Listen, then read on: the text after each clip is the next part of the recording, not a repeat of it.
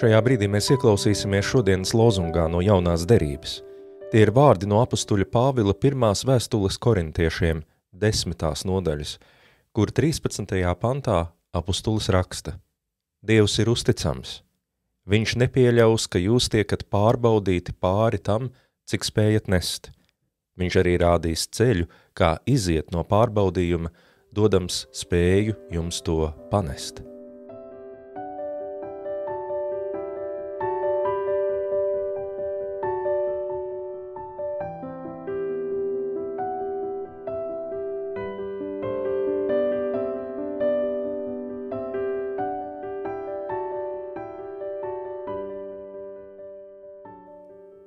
Visvarenais un mūžīgais Dievs, mēs Tev pateicamies, ka šajā vakarā Tu atkal mums ļauj dzirdēt Tavus vārdus, kur caur savu apostuli Tu mūs iedrošini, tāpat kā Tu to esi darījis cauri gadsimtiem ar visdažādākajiem cilvēkiem, kas vien ir lasījuši Pāvila vārdus un tajos atraduši kādu mierinājumu, iedrošinājumu un spēku avotu.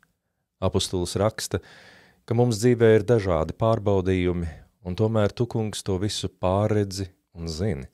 Un tieši tāpēc Tu neļausi mums piedzīvot ko tādu, kas ir pāri par mūsu spējām to panest, garīgi izturēt, garīgi uz to reaģēt.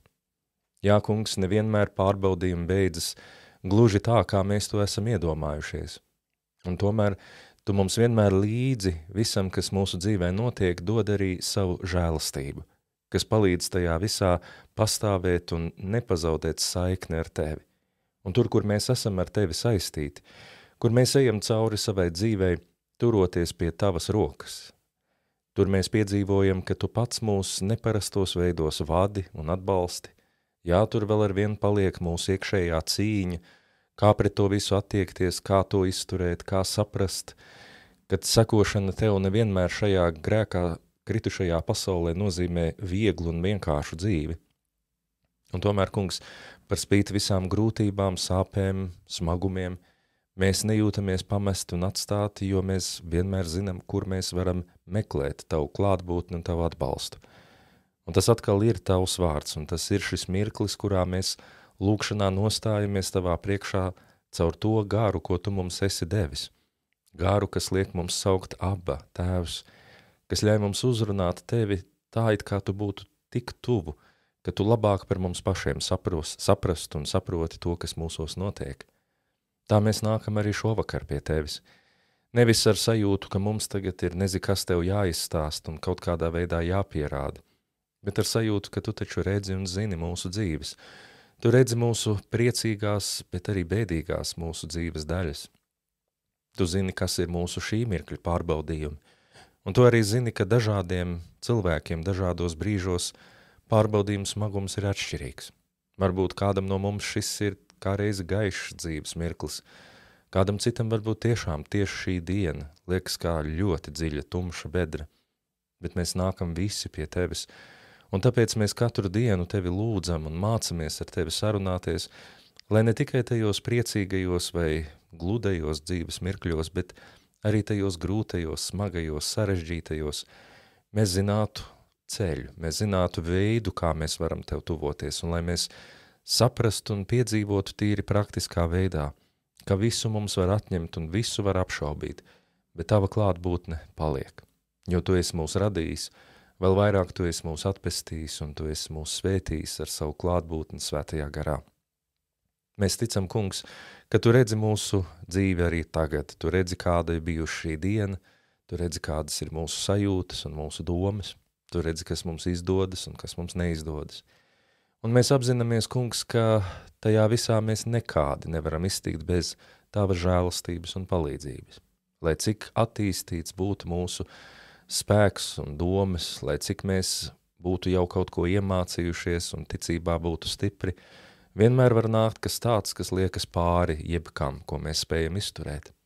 Un tajos brīžos, kungs, kad mēs nobīstamies, un sāk likties, ka neko vairs nesaprotam un nezinam, tajos brīžos mums ir īpaši svarīgi tas, ko Tu šodien ar mums dari, proti mums ir iespēja dzirdēt Tavus vārdus, atgādinājumu, ka Tu mūs redzi un saproti, un ja mūsu dzīvē kaut kas notiek, tad mums ir līdzi dotā žēlastība, kā mēs varam uz to ticībā atbildēt.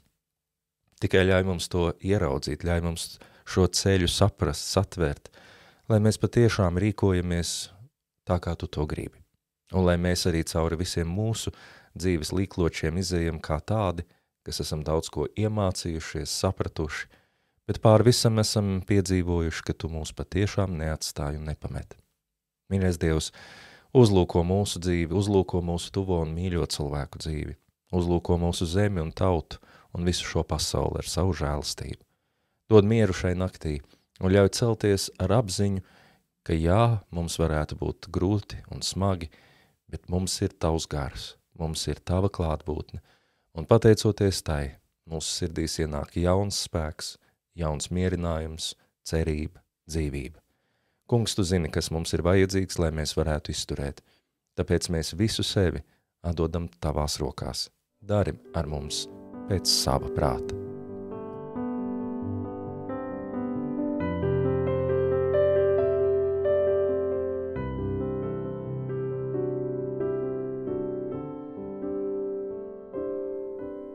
Bet pār visām lietām mēs tevi lūdzam arī šajā vakarā ar tiem vārdiem, kurus Kristus mūsos turpina lūgt un sacīt.